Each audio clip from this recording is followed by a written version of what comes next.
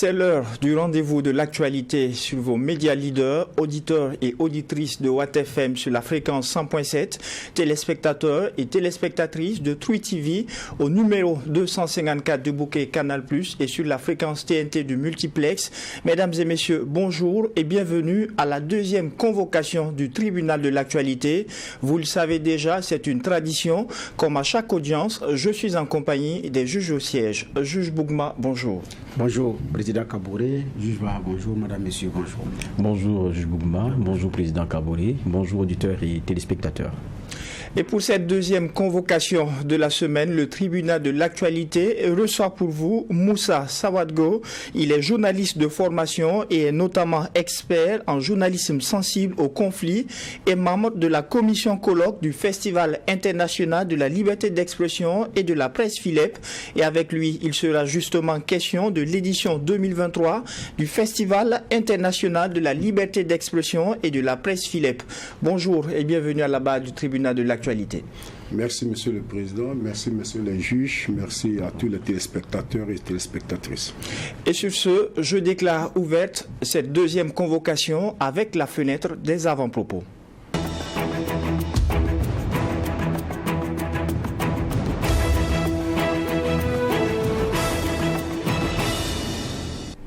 Juge Bougma, qu'est-ce qui retient votre attention pour la présente convocation? Alors, ce qui retient mon attention, c'est la nomination de Robert Begré Mambé comme Premier ministre de la Côte d'Ivoire. À la surprise générale, comme toujours, Alassane Ouattara a pris tout le monde de court avec cette nomination. Il y a des noms qui étaient donnés, mais je dis bien c'est une surprise.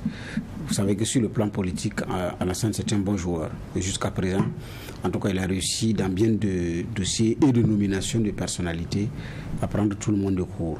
Donc, c'est le maître du jeu qui a une autre école politique. Il faudra regarder de près pour voir comment est-ce qu'il a pu jongler. Parce qu'après la crise post-électorale, ce n'était pas donné d'abord de pouvoir régler les problèmes de leadership dans son propre camp. Quand on se rappelle de l'épisode Soro, jusqu'à contenir les vraies ambitions de certains, et puis bon voilà, et à tenir ferme les gouvernails. Bon, Mambé, l'on retient également que c'est l'ancien patron de la commission électorale indépendante, et qui après a pris le district d'Abidjan comme gouverneur, et beaucoup plus discret, calme. Certains disent même qu'il est froid. Et donc qui est nommé comme Premier ministre. Avec maintenant quel chantier, avec quelle mission principale? Certainement, il y a la présidentielle qui est en train de venir. Est-ce que Alassane sera candidat ou pas?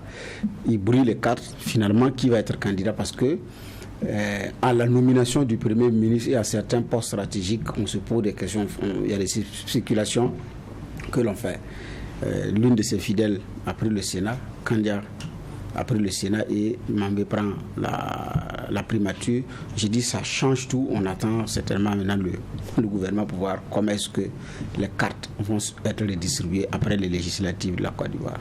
C'est ce que j'avais comme avant-propos. Mais c'est un pays qui est très riche en enseignement sur le plan politique, qu'il faut regarder de près au-delà de toute émotion. Alors, Juge Barra, qu'est-ce qui retient votre attention ce matin? Oui, ce qui retient mon attention, c'est ce qui s'est passé à l'université Joseph Kizerbo. Notamment, on savait que les sessions de rattrapage étaient programmées pour les SVT, de la vie et de la terre. Et puis, ça s'est très mal passé avec des affrontements. Les CRS qui sont venus ont été même repoussés par des jets de pierre. Je crois que ça, c'était quelque chose d'assez prévisible, puisque les étudiants ils ont organisé plusieurs conférences de presse pour dire qu'ils n'étaient pas d'accord avec certaines mesures concernant, par exemple, la moyenne de 7 en dessous qui élimine l'étudiant et beaucoup d'autres petits éléments qui avaient été évoqués. On les a même reçus sur le plateau ici du tribunal de l'actualité à la question de savoir qu'est-ce qui adviendrait si d'aventure il y avait un passage en force et que les sessions étaient programmées et maintenues. Ils nous ont dit que ça risquait fort de ne même pas se passer et on pourrait avoir de l'affrontement.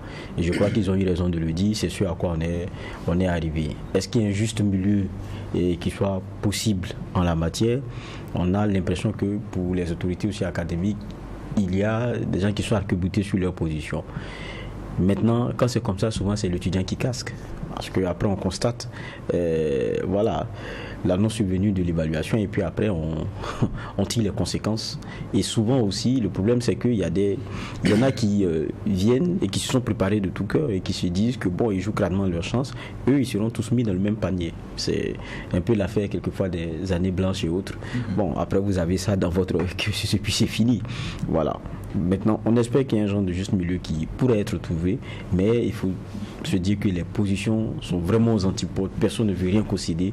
Et souvent, dans le milieu universitaire, c'est souvent comme ça que ça se passe. Où étudiants et encadreurs se regardent en chien de faïence sur des décisions où, quelquefois, je me dis, on peut pouvoir trouver des gens de juste milieu. Donc, c'est interpellateur, en tout cas, ce qui est arrivé. C'était prévisible. C'était prévisible. Le Festival international de la liberté d'expression et de la presse FILEP est aujourd'hui à sa 10e édition, une édition qui se tient dans un contexte marqué par la crise sécuritaire et par l'instabilité politique qui prévaut au sein de plusieurs pays de la sous-région. Avant d'entrer dans le vif du sujet, messieurs les juges, le convoqué est à vous pour des questions de généralité.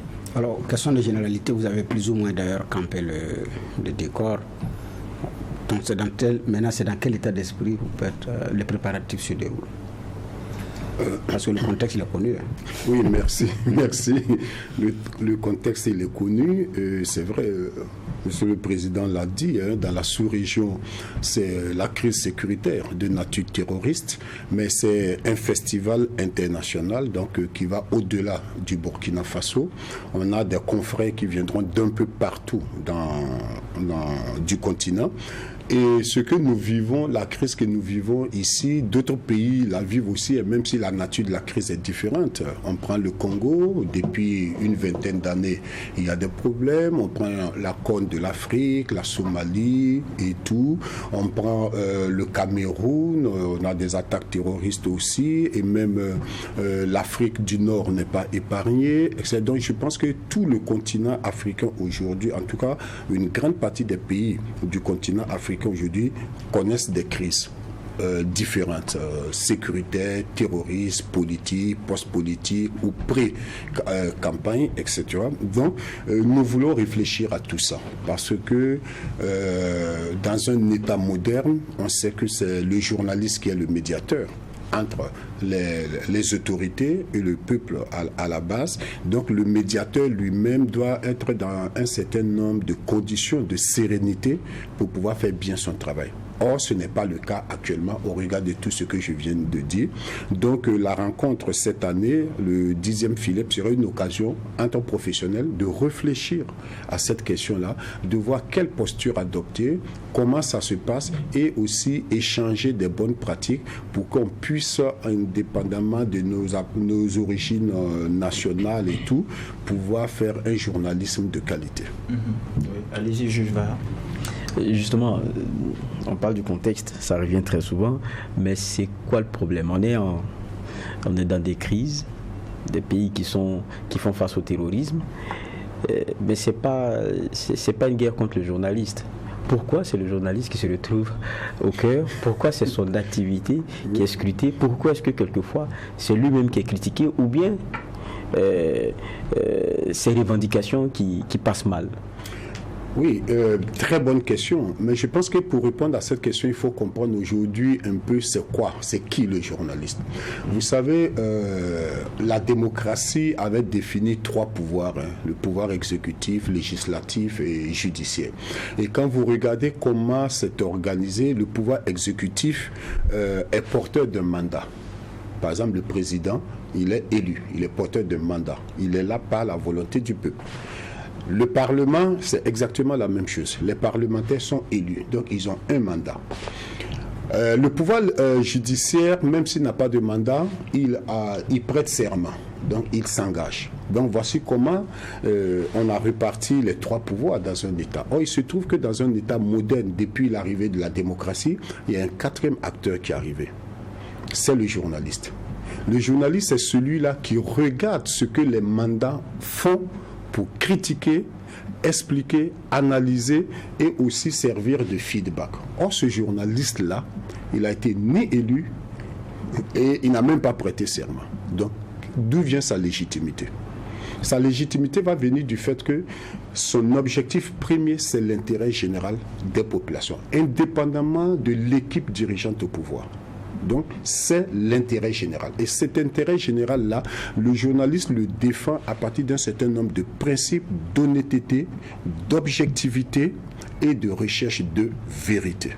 Donc, or, quand le journaliste recherche la vérité, qu'est-ce qu'il crée au sein de la population? Il crée l'esprit critique. Il crée un esprit qui permet à ses concitoyens de regarder le législatif, l'exécutif et le judiciaire avec un regard très critique. Or, justement, en période de crise où chacun veut contrôler tout, la première victime devient l'information. Parce que qui contrôle l'information contrôle les masses. Or, le journaliste qui veut susciter l'esprit critique, alors que souvent beaucoup de dirigeants, leur objectif, ce n'est pas que la population ait un esprit critique, mais c'est que la population puisse les suivre. Excusez-moi, dans certains pays, bêtement, pourvu qu'on laisse le terrain libre à l'exécutif pour qu'il fasse ce qu'il veut. Ce qui n'est pas forcément en adéquation avec le travail du journaliste. Donc, pendant que l'autre veut qu'on le suive aveuglément, le journaliste dit non, attention, l'intérêt général va au-delà de ça. Ayons un esprit critique. Donc vous comprendrez que le journaliste finit par être celui-là qui empêche les autres de faire ce qu'ils veulent tranquillement. Donc le journaliste devient le premier obstacle qu'il faut éliminer avant de pouvoir avoir un contrôle absolu sur les masses. Oui, j'écoute l'explication, justement. Le premier obstacle qu'il faut éliminer, est-ce que ce n'est pas plutôt de la perception des professionnels du métier? Parce qu'aujourd'hui, ce qu'on regarde et ce qu'on remarque, c'est que ce ne sont pas des autorités et puis un corps de métier qui se voient en partenaire. Alors que dans une guerre, les dimensions sont plurielles. Et celle informative et communicationnelle l'est tout aussi. On l'a vu dans certaines guerres ailleurs, où on ne va pas dire que les gens le présentent comme ça, c'est le discours unique. Non, même à l'intérieur, il y a des contradictions, cela est possible. Mais la tendance majeure, la loi de l'optimum, nous fait comprendre qu'on a l'impression qu'il y a un genre de ligne éditoriale, même concernant la guerre, qui est la plus partagée. Et souvent, c'est là le débat de fond. Et vous vous retrouvez avec certains qui disent, mais pourquoi est-ce que chez nous on n'en tient pas compte? Nous-mêmes qui héritons de tous ces éléments qui sont chantés ailleurs, ceux qui en sont les chantres, voilà comment ils se comportent. Et pourquoi ici, on est tous toujours jaloux de cette liberté et ne pas tenir quelquefois compte du contexte? Oui, très bonne question. Le journaliste, il tient toujours compte du contexte. C'est pour cela que vous allez voir dans beaucoup d'écoles de journalisme, on vous dira que ce qui prévaut chez le journaliste, c'est la sagesse pratique. C'est-à-dire que nous apprenons des théories, mais nous travaillons sur des êtres humains, sur des phénomènes humains, des relations humaines. Et ces phénomènes-là, on ne peut pas les cerner dans un carré pour dire c'est comme ça ne peut pas bouger. Donc, effectivement, il faut que le journaliste puisse s'adapter à ça. Mais ça encore, ça se trouve dans la mission du journaliste lui-même. Quand je dis que le journaliste, son objectif premier, c'est l'intérêt général. Nous sommes dans un contexte de guerre. Ce que le journaliste doit faire, c'est de se dire, dans le contexte actuel qui est le nôtre, quel est l'intérêt général? Et cet intérêt général-là, on ne doit pas laisser les journalistes individuellement le définir. Je pense que c'est un travail qui doit se faire au sein des rédactions. Parce que normalement, une rédaction organisée travaille selon une ligne éditoriale. Le contexte a changé, qu'est-ce qu'on fait? Comment nous pouvons défendre l'intérêt général des Burkinabés, par exemple, dans le contexte actuel? Donc, il peut arriver que nous soyons en phase avec le gouvernement, par exemple, sur certaines de ses actions. Ou il peut arriver qu'on ne soit pas en phase avec le gouvernement. Et à partir de ce moment, comme on le dit, on analyse les faits et on fait des critiques assorties souvent de propositions. Voilà. Donc je pense que si on revient même aux fondamentaux du journalisme, on ne doit même pas avoir cette bagarre-là. Parce que le journaliste est celui-là qui sait d'abord quel est l'intérêt général de sa population. Maintenant, le problème qu'il faut se poser, est-ce que dans certains pays, le pouvoir travaille réellement dans l'intérêt des populations? C'est ça aussi la question qu'il faut se poser. Et il faut analyser les actes posés, les discours posés, pour voir est-ce que ce qui se passe va réellement dans l'intérêt ou bien ça va dans l'intérêt d'un clan. Et ce discours-là, cet exercice-là, il faudrait le faire sans passion. Vraiment sans passion, mais aussi avec beaucoup de professionnalisme. Voilà. On va juste rappeler à ceux qui nous prennent en marche sur la radio Watt FM que Moussa Sawadgo, membre de la commission colloque du FILEP, est notre convoqué à la barre du tribunal ce matin. On entre dans le fond du sujet. Médias, conflits et cohésion sociale en Afrique, c'est le thème de cette 10e édition. Pourquoi le choix d'une telle thématique ? Mais je pense que c'est l'actualité qui impose cette thématique-là, parce qu'aujourd'hui, comme on l'a dit tout de suite, notre continent est caractérisé par des conflits. Or, on ne peut pas construire un développement durable s'il n'y a pas une cohésion sociale. Il faut quand même des intérêts partagés. Comment on peut défendre cet intérêt général-là dans une situation de conflit ? Et il y a un acteur fondamental qui a son mot à dire, c'est le médiateur, le journaliste en tant que médiateur. Parce qu'il faut que nous, on puisse expliquer c'est quoi ce conflit, c'est quoi la nature de ce conflit. Quels sont les dangers de ce conflit pour la cohésion sociale et pour notre développement. Et aujourd'hui, quand on parle de cohésion sociale, qu'est-ce qu'on met dans le mot cohésion sociale ? Donc, alors que, à partir de ce moment, je pense qu'on peut susciter une réflexion. Ça ne veut pas dire que le journaliste vient avec des solutions, c'est pas forcément ça. Mais là, je pense que le rôle important du journaliste, c'est de pouvoir poser les bonnes questions, de soulever des critiques pour amener et les dirigeants et la population de façon générale à réfléchir sur effectivement qu'est-ce qui constitue notre cohésion sociale, qu'est-ce qui menace cette cohésion sociale-là et comment nous pouvons nous comporter ou bien agir pour que cette cohésion sociale-là soit une réalité. De toute façon, on ne peut pas avoir un État sans qu'il y ait des conflits. Aujourd'hui, on parle du conflit de nature terroriste, mais si vous prenez que le Burkina Faso, il n'y a pas que ça.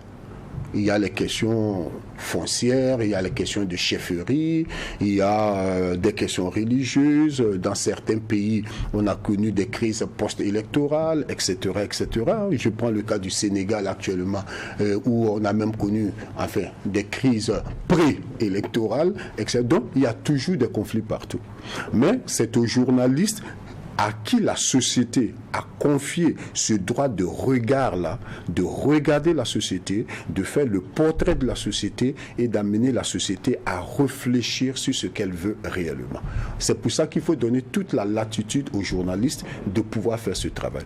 Et je voudrais dire que moi je suis de ceux qui sont contre de ceux qui pensent qu'il y a une opposition entre gouvernement et journalistes. Normalement, il ne doit pas y avoir d'opposition entre gouvernement et journalistes. On a pris l'exemple des médias occidentaux qui soutiennent souvent la position de leur gouvernement. Mais, excusez-moi, c'est parce qu'à un moment donné, ces médias ont dit c'est quoi l'intérêt de notre pays. Par exemple, je suis un journaliste français. C'est quoi l'intérêt de la France en Afrique? Quel est l'intérêt supérieur de la France en Afrique? Et une fois que j'intègre cet intérêt-là, je vais travailler de telle sorte à défendre l'intérêt des Français. Effectivement, vu du côté africain, on va dire, mais vous n'êtes que les perroquets du pouvoir français. Mais c'est aussi comme ça. Maintenant, la question qui se pose, même si le journaliste prend position, ce qu'il a le droit de faire, il a le droit de prendre position par rapport à certains sujets. Est-ce que par rapport à son travail d'éthique et de déontologie, il commet des erreurs ou pas? Je pense que c'est ça la question. À partir du moment où, sur le plan éthique et déontologique, il ne commet pas d'erreur, mais il prend des positions, à partir de ce moment, je pense qu'on ne peut pas lui reprocher grand-chose. Or, le problème, moi-même en tant que journaliste burkinabé, en tant que formateur, ce que je constate souvent, c'est que entre nous journalistes, je pense que beaucoup ne comprennent pas quel est l'intérêt général des Burkinabés aujourd'hui. Voilà. C'est-à-dire, on est focus sur le terrorisme, c'est bon. Mais j'espère que le terrorisme va s'arrêter un jour. Et après, on fait quoi? Donc, je pense que le journaliste doit même réfléchir au-delà du terrorisme. Parce qu'on peut combattre le terrorisme et trouver une société qui est encore plus divisée que jamais. Est-ce que c'est ce que nous voulons? Non. C'est pour ça que je dis qu'il faut englober tout ça dans une réflexion qui va au-delà des partis pris, au-delà d'un pouvoir en place, parce que le pouvoir il reste, le pouvoir il passe et le Burkina Faso reste. Or, nous, journalistes, ce qui nous intéresse, ce n'est pas un pouvoir en place, c'est le pays, c'est l'intérêt général. Alors, le contexte, il est bien là, et c'est la situation sécuritaire. Beaucoup aujourd'hui attendent du journaliste un rôle de communicateur pour accompagner cette guerre, justement. Tout à l'heure, le juge va l'aborder. Quel est ce rôle-là? Non, moi, le journaliste n'est pas un communicateur. Je vous ai dit, le journaliste, il veut cultiver l'esprit critique. Le communicateur, je pense que son rôle, c'est pas de créer... Le chef de l'État lui-même l'a dit dans son entretien. Oui. Il faut accompagner, il faut une communication pour accompagner cette guerre. Et il estime qu'il y a des journalistes qui n'accompagnent pas par certaines informations données. Ça, c'est le travail de l'équipe de communication de la présidence. C'est l'équipe de communication de la présidence qui doit définir une stratégie de communication et dans sa phase opérationnelle de mise en œuvre de cette stratégie de communication-là, définir une relation presse avec les médias pour travailler en bonne intelligence avec les médias. Mais ce n'est pas aux journalistes d'aller remplacer les communicateurs. Ce n'est pas leur rôle. C'est plutôt les communicateurs qui doivent d'abord définir une bonne stratégie de communication. Est-ce que cette stratégie est définie? On peut se poser cette question. Et après, dans la relation presse, essayer de voir comment collaborer avec les médias pour, en intelligence, pour pouvoir passer un certain nombre de messages. Mais ne demandez pas aux journalistes d'être des communicateurs. Juva. Bon, quand j'écoute, je dis, est-ce que souvent le contexte là ne biaise pas ou comment on appelle cela, n'intensifie pas certaines perceptions, on peut dire erronées ou voilà. Mais parce que quand on regarde le journaliste aujourd'hui, c'est un peu comme, vous dites, son objectif c'est d'abord critique. Et puis c'est de rappeler quelquefois ce qui ne va pas. Il y a ce qu'on dit souvent, le train qui arrive à l'heure, ça n'intéresse pas. C'est celui qui n'arrive pas à l'heure, c'est mettre le doigt sur la plaie. Ce sont des réalités. C'est la posture du défenseur des droits de l'homme qui est là et qui ne peut interpeller dans une guerre qu'une partie. Par exemple, quand vous voyez aujourd'hui la crise sécuritaire qu'on vit, chaque fois qu'il y a un petit rappel à l'endroit des autorités pour rappeler leurs engagements à eux-mêmes, on dit « Oh, mais allez dire ça aussi aux terroristes ». Le journaliste aujourd'hui est dans cette posture parce qu'il ne critique qu'une partie. Il ne s'occupe que d'une partie qui, elle, travaille à donner des solutions pour se sortir d'un problème. Et ça, le destinataire de notre travail, c'est le peuple là qui nous regarde. Vous dites que c'est l'intérêt général qu'on défend, mais aujourd'hui on a comme l'impression, quand on voit les critiques qui fusent un peu de partout, c'est que celui qui défend l'intérêt général, comment est-ce qu'il peut être incompris comme ça? Ok, bonne question, parce que là, ce que vous dites me permet de revenir un peu sur de nouvelles théories qui se développent dans le domaine du journalisme. Parce qu'en journalisme, on est en sciences sociales. Ça, j'ai toujours l'habitude de le répéter. Et quand on parle de science, on parle d'évolution, d'adaptation, etc. Je vais citer une dame que j'aime très bien, Géraldine Mühlmann, qui dit que dans une situation, dans un état, il y a deux postures possibles qu'un journaliste peut prendre. Ce qu'elle appelle le journaliste rassembleur. C'est-à-dire que le journaliste peut décider que moi, je ne m'intéresse qu'à ce qui rassemble la société. Les questions taboues, je n'en parle pas. Qu'est-ce qui rassemble la société? Et c'est sur ça que je vais travailler, en respectant l'éthique et la déontologie. Voilà. Si je sais qu'un sujet me fâche, je ne l'aborde pas. Mais là où il y a le consensus, je travaille à analyser, à expliquer ça. Elle trouve qu'on fait un très bon journalisme. De l'autre côté, elle dit que la deuxième posture, c'est le journaliste qui dit « Moi, je ne m'intéresse plus à ce qui fait consensus. Mais je vais m'intéresser à ce qui divise la société.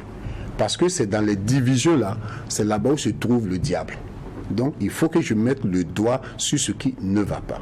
Donc, je vais alors m'intéresser au sujet tabou, au sujet qui fâche. Donc, c'est une posture qu'il faut prendre. Et je pense que dans la tête du journaliste, il faut être très, très clair par rapport à ça. Elle dit, le premier cas, c'est facile, relativement facile, mais dans le deuxième cas, c'est beaucoup plus compliqué. Compliqué pourquoi? Tu seras incompris.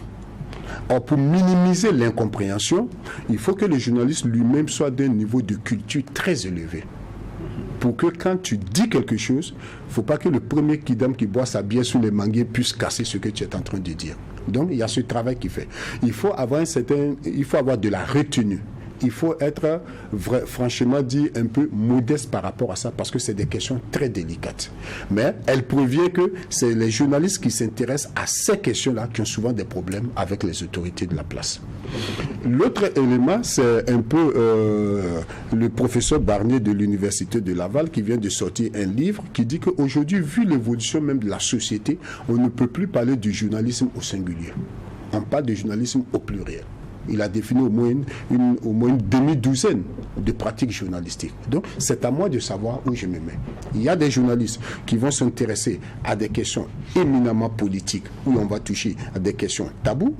Il y a des journalistes qui vont s'intéresser à des questions de coopération, où les sujets sont relativement choses. Il y a des journalistes qui vont s'intéresser à des questions de divertissement, parce que dans la situation actuelle aussi, voilà, ça peut être une fenêtre pour des journalistes pour dire que le peuple burkinabé est tellement traumatisé que moi je vais trouver peut-être une forme de journalisme un peu léger, mais tout ça en respectant les techniques d'écriture journalistique et le code d'éthique et de déontologie. Donc, cette question, et j'ai suivi, et ça je pense que le professeur Marie Soleil, frère, même le disait, que cette théorie de dire que le journaliste ne s'intéresse pas au train qui vient à l'heure est dépassée. Parce que de temps en temps, il faut dire aussi que le train vient à l'heure et que c'est bon.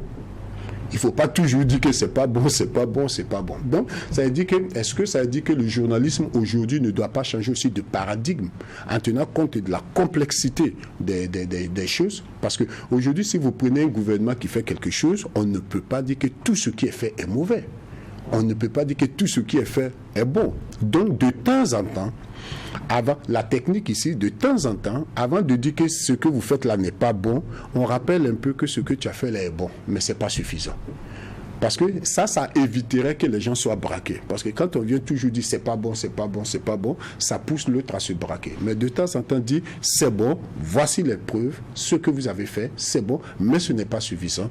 Il faut aller beaucoup plus. Et on pense que c'est peut-être dans cette technique-là que peut-être que le journaliste peut être vu comme quelqu'un de moins radical.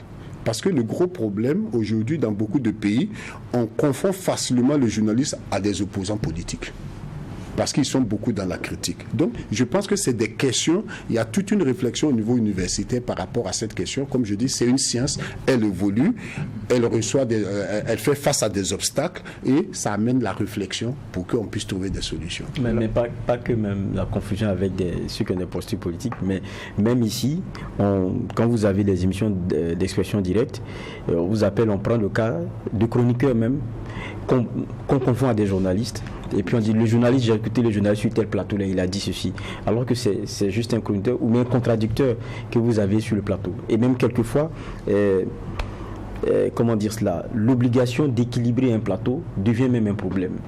Parce qu'on estime qu'il y a des voix que vous ne devriez même pas avoir sur le plateau parce que ce n'est pas normal que ce gars-là a voulu donner un micro.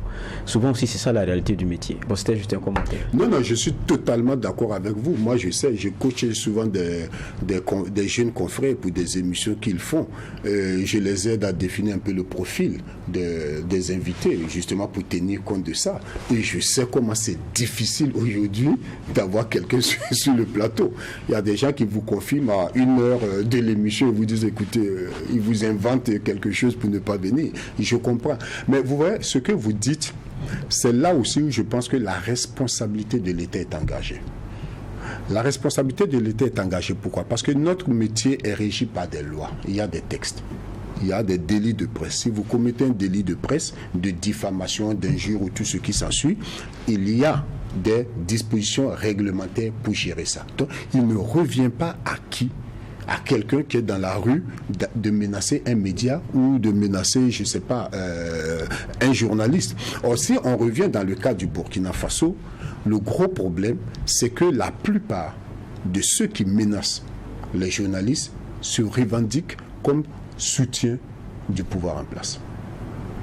Or, sur cette question-là, je n'ai pas encore vu un représentant du pouvoir en place sorti pour dire vous ne parlez pas à notre nom.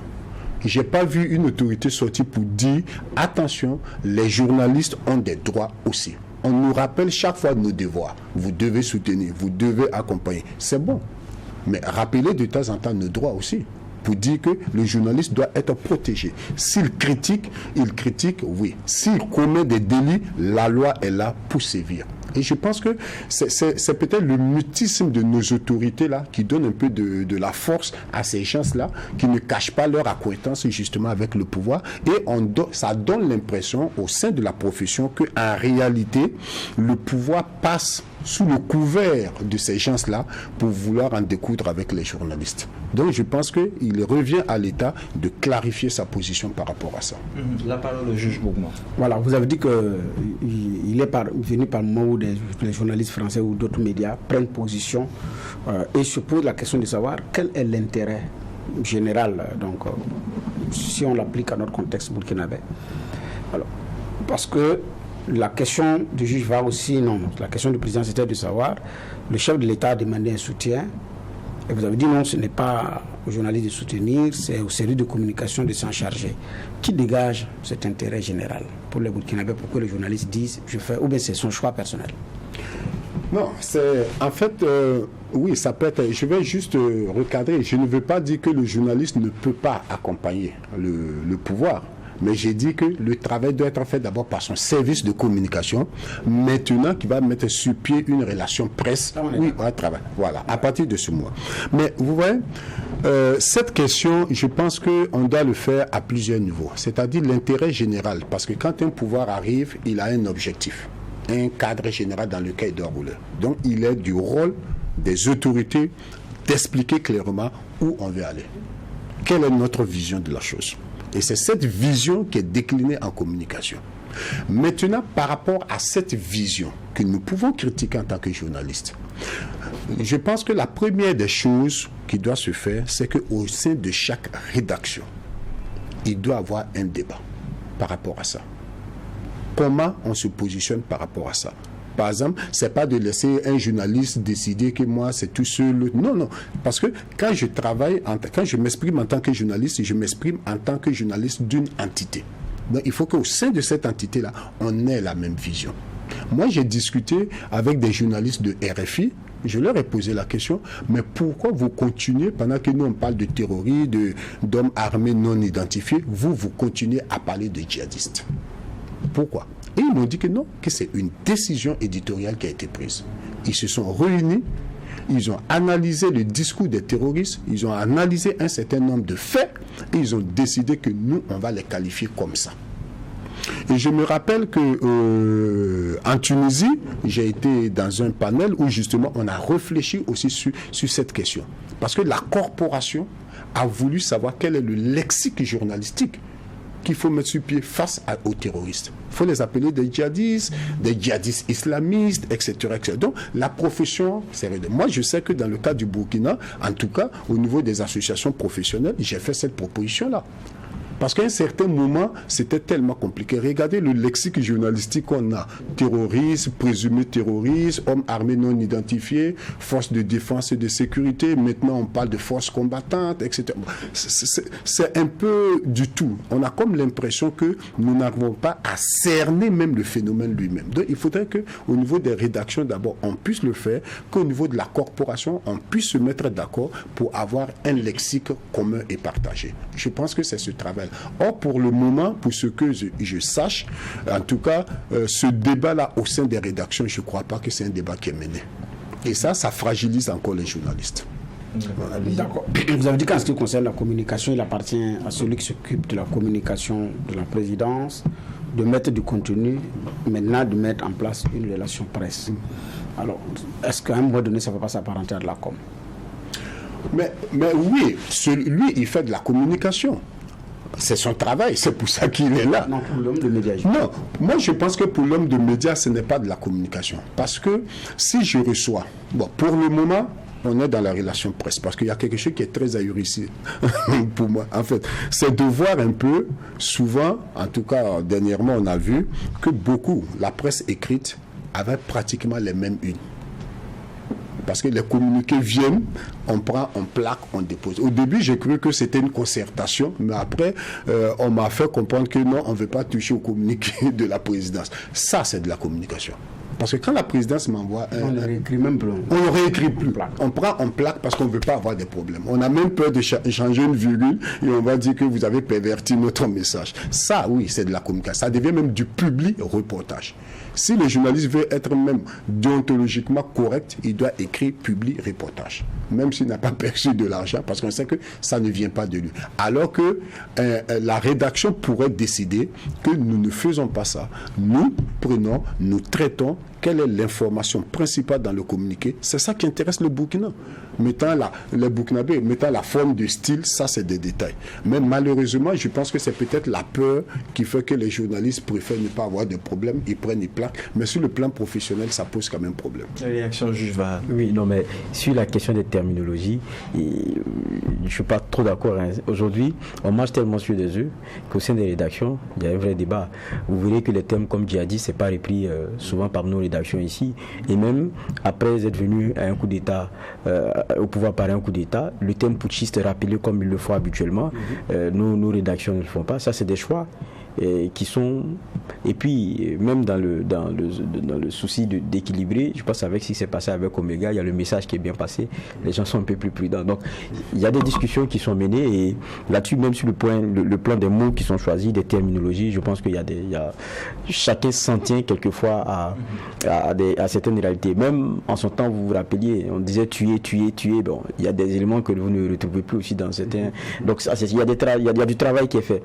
Mais ce qui est intéressant, il faut accepter aussi que ceux que nous avons aujourd'hui, qui sont pour la plupart des jeunes journalistes, ils ont eu une expérience folle que certains de nos aînés qui ont fait du journalisme, peut-être ils disent j'ai 30 ans, 40 ans et tout, mais vous prenez quelqu'un qui a en gros 8, 9, 10 ans de carrière, il a connu une insurrection populaire, il a connu des transitions, il est resté dans des moments chauds que vous ne connaissez pas comme ça dans le traitement de l'information.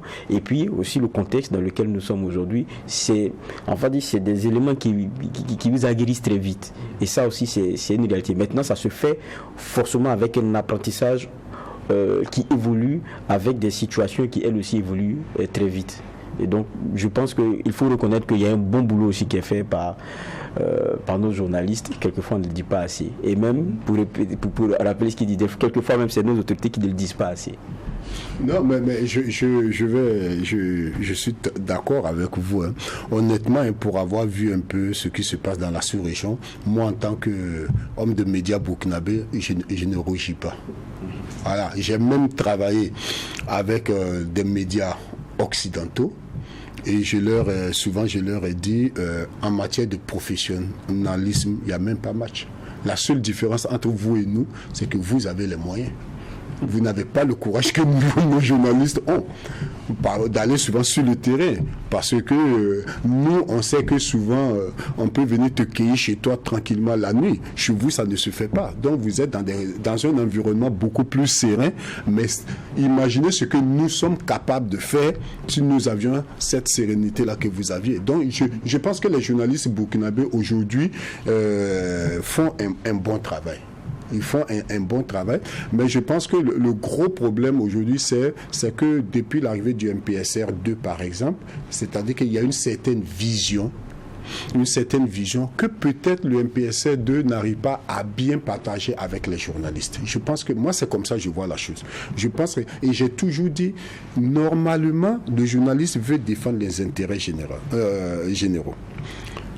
Un État en place, ou bien le gouvernement veut défendre les intérêts des bois. Donc, on cherche tous la même chose.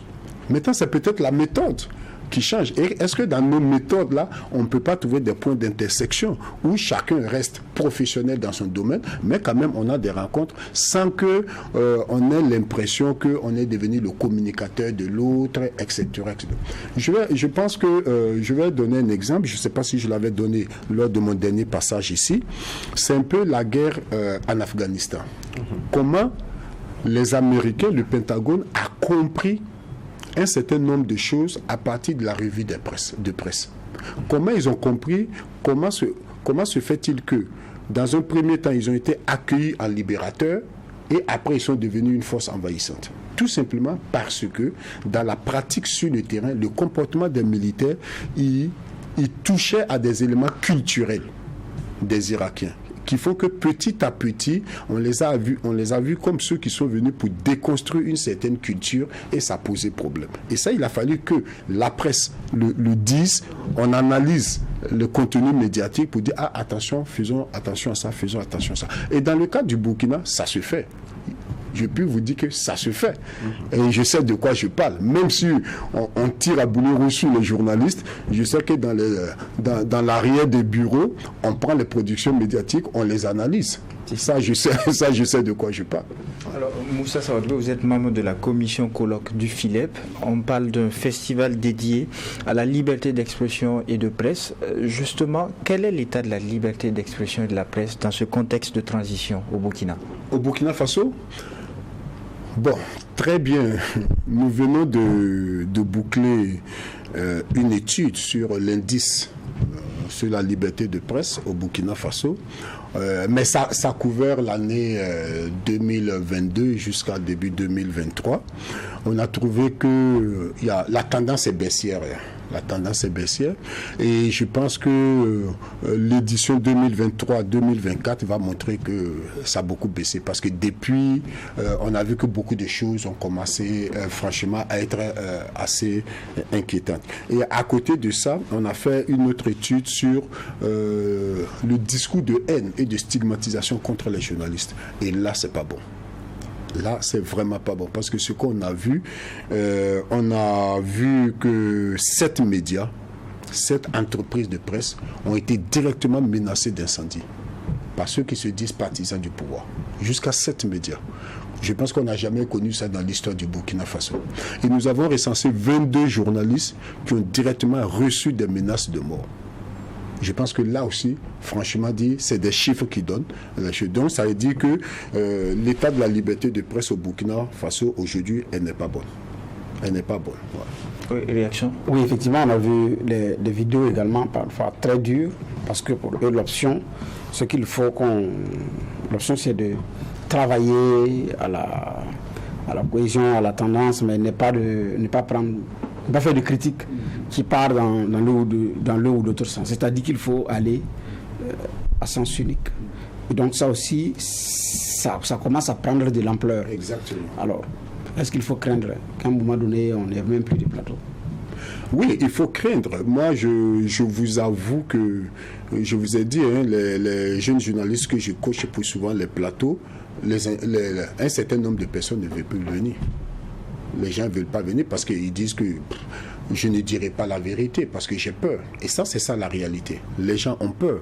Donc, du coup, le journalisme qui est médiateur, qui doit susciter l'esprit critique, va peut-être à un moment arriver à ne plus avoir de la matière première pour venir animer ces plateaux. Et je pense qu'il faut... Et malheureusement, ceux qui ont des choses à dire, s'ils ne viennent pas, ce sont ceux qui n'ont rien à dire qui occupent l'espace.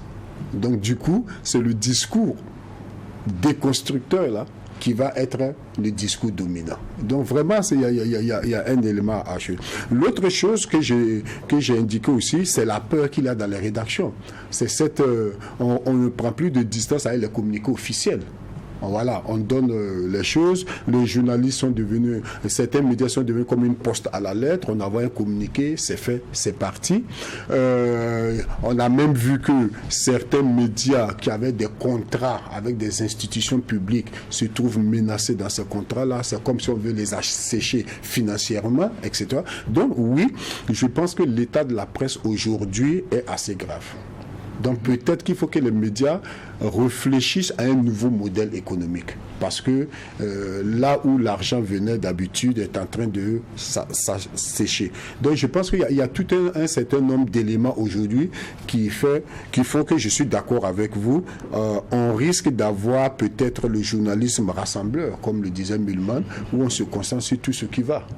Et que le côté critique là, on laisse tomber ça. Malheureusement, c'est pas la bonne chose aussi, je pense. Surtout qu'on a un Conseil supérieur de la communication, excusez-moi du terme, qui s'est davantage gendarmérisé avec les nouveaux textes qui sont en instant d'être adoptés. C'est déjà dans les couloirs de l'Assemblée législative. Je parle avec la probabilité que ce soit adopté. Mais que ce ne soit pas adopté ou pas, moi ça va m'étonner. Peut-être que de légères modifications à l'intérieur, mais ce texte-là, vous qui ne passe pas, je ne sais pas qu'est-ce qu'il va. Non, ce texte, je l'ai lu et puis j'ai dit waouh, ça, ils sont allés fort quand même. Mais comme c'est un projet, hein, c'est un projet de loi qui sera donné à l'Assemblée nationale. Mais moi je dis, ce n'est pas trop tard. Parce qu'il y a quelque chose, et ça peut-être que ce que je vais dire ne va pas plaire aux confrères. Mais je trouve que nous sommes trop mous. Nous sommes trop mous sur cette question. Voici un texte qui va régir la manière de travailler et peut-être nos vies s'il est adopté. Et j'ai l'impression que les associations professionnelles n'ont rien. Vous avez parlé d'un contexte de réduction des libertés d'expression et de presse. Moi, je vous dis quelque chose. Mettez... Et ça, j'ai fait des propositions. J'ai fait des propositions. Presque quand même des OBM et autres qui ont critiqué fortement. Pour moi, ça c'est vraiment le strict minimum. Okay. Et j'ai même dit aux organisations, mais non, attention, nous avons les outils. Pourquoi? Justement, s'il y a une entente au niveau des organisations professionnelles, mais on bombarde tous les médias, toutes les antennes de cette question-là. On prend la loi, on la décortique. On atteint un niveau de saturation pour montrer que ce n'est pas bon. Et on a les outils. On a parlé tout à l'heure des menaces. Vous abordez un certain nombre de sujets. Vous êtes directement récupéré sur les réseaux sociaux par un certain nombre d'individus. Ça veut dire que, donc, acceptons d'avoir peur et laissons-nous cuisiner. Non, mais les plateaux n'ont pas manqué là-dessus. Hein, dès que c'est sorti, ici, on en a fait plusieurs. Les plateaux n'ont pas manqué là-dessus. Maintenant, le problème, c'est qu'il y a la question de l'intérêt. Nous, on parle des questions qui nous concernent et on est un public qui plutôt nous juge sur autre chose. Bon, écoutez, vous, là, vous êtes jaloux de votre histoire de liberté. Là, arrêtez de nous fatiguer avec. C'est un peu ça aussi là. Non, mais je suis d'accord parce que là, on n'est plus dans l'information de masse. On est dans le plaidoyer. On est dans le plaidoyer. Moi, je verrais les OPM là, les organisations professionnelles, faire des descentes au Parlement. Prendre les députés, les travailler au corps. Par exemple, ouais. Pour leur montrer pourquoi c'est même mauvais pour eux-mêmes là. Parce que si demain ils ne sont plus députés là, ils ne pourront plus parler dans un média. On va juste préciser que travailler au corps, c'est discuter. Oui, discuter.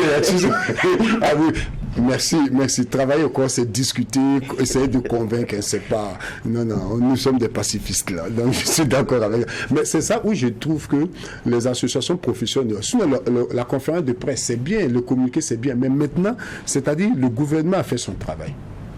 C'est le Parlement qui va décider. Mais celui qui a la décision, on va le travailler. Peut-être qu'on ne pourra pas avoir tout, mais on pourra quand même, c'est de voir quels sont les éléments fondamentaux sur lesquels il faut absolument que ça bouge.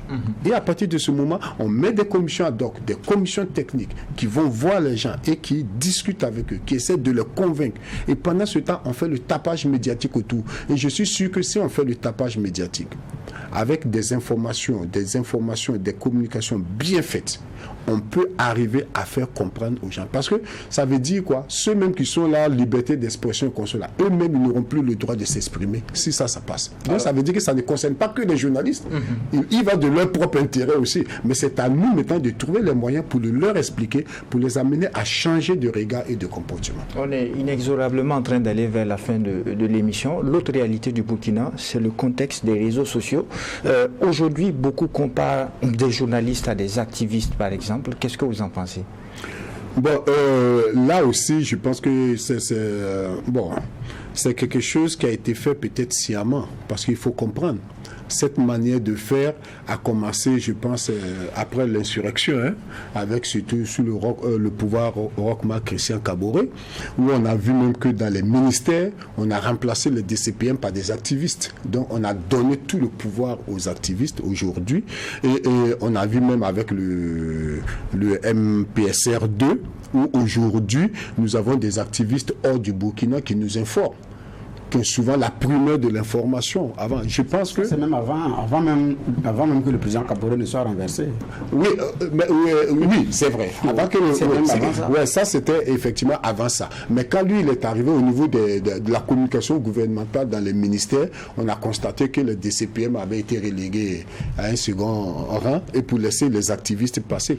Mais tout ça, je trouve que c'est une manière de contourner les journalistes, justement. Parce que les activistes, là, souvent, c'est des mercenaires, hein, je suis désolé. Or, le journaliste professionnel, il est pétri par l'éthique et la déontologie.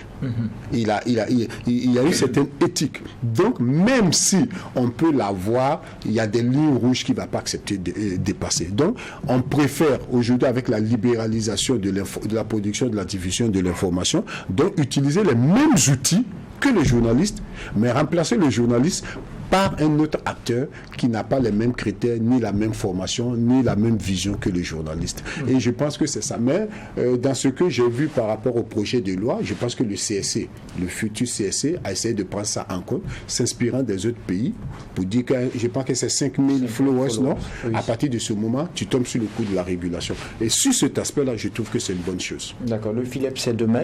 Quel est le programme des activités qui vont marquer cette 10e édition?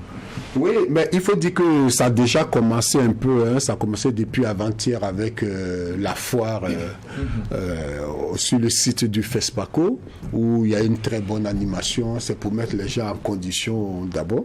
Et demain, nous avons le colloque qui s'ouvre.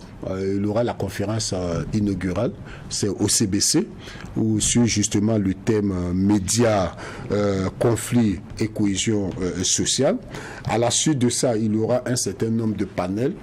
Chaque jour, on a des panels sur différents thèmes et des panels animés par des journalistes venant d'un peu partout, hein, un peu anglophones, Afrique. On a fait de telle sorte que toutes les régions d'Afrique puissent s'exprimer, parce qu'on a des expériences différentes. Par exemple, on a le Rwanda qui viendra nous expliquer un peu comment, après le génocide, on a essayé de redéfinir la mission du journaliste, et ça, c'était vraiment très intéressant de voir comment on a refait les lois. Il y a le Cameroun qui viendra, on a les pays du Nord qui viendront. Ensuite, nous aurons un vernissage sur l'histoire du Philippe.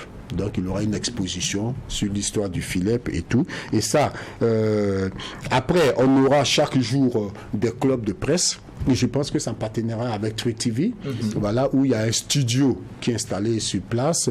Il y aura des professionnels de différents qui viendront et se prêter aux questions-réponses des journalistes, et ça permettra de partager un peu ce qui se passe chez eux. Ensuite, il y aura une cérémonie le mercredi 18, c'est demain toujours. Il y aura une cérémonie de reconnaissance du Philippe aux pionniers. Parce que vous savez que beaucoup de journalistes ont payé un lourd tribut dans la défense de la liberté d'expression. On va leur rendre hommage, et puis on va rendre aussi hommage à tous ceux qui ont permis au Philippe d'exister. Nous aurons une soirée gala de récompense, ça c'est le 21 octobre, pour récompenser, parce que vous savez que pendant le Philippe, il y a un concours international, le prix Norbert Zongo de journalisme. On va remettre le prix. Je pense que le jury a fini sa délibération. Les nominés sont connus, mais je ne sais pas qui. Donc, il y aura cette remise-là. Nous aurons aussi une projection de film le jeudi 19 à 17h au CBC sur Boko Haram. Parce qu'on parle des choses, on a des confrères qui ont beaucoup travaillé sur cette question-là, pour qu'on comprenne le phénomène Boko Haram, qui est un phénomène terroriste. Ça pourrait peut-être nous aider, nous aussi, journalistes au Burkina Faso ici, de comprendre ça. Donc, il y a la foi dont j'ai parlé. Il y aura la journée de mémoire de la liberté. Donc, ça va se passer, on va rendre, comment on appelle ça ? On va rendre hommage à Norbert Zongo et à ses compagnons. Et je pense qu'on va terminer aussi avec une bonne journée sportive et touristique, où on va sortir, on va aller jouer un peu au football. J'espère que vous allez porter les crampons et pour venir. Et une sortie touristique sur le site mémorial de Thomas Sankara. On y sera certainement. Et point final pour cette deuxième audience du tribunal de l'actualité. Je rappelle que Moussa Sawadgo, membre de la commission colloque du FILEP, était notre invité à la barre du tribunal. Merci d'avoir répondu à la convocation. Merci à vous. Merci. Merci, juge Bougma, pour les angles de regard et d'analyse. Merci, juge Geoffroy Vaha, pour les clés de lecture apportées à cette audience du tribunal. Ici, au tribunal de l'actualité, la rigueur d'une justice équitable s'applique sur tous les sujets enrôlés. Au revoir et à demain pour une autre convocation.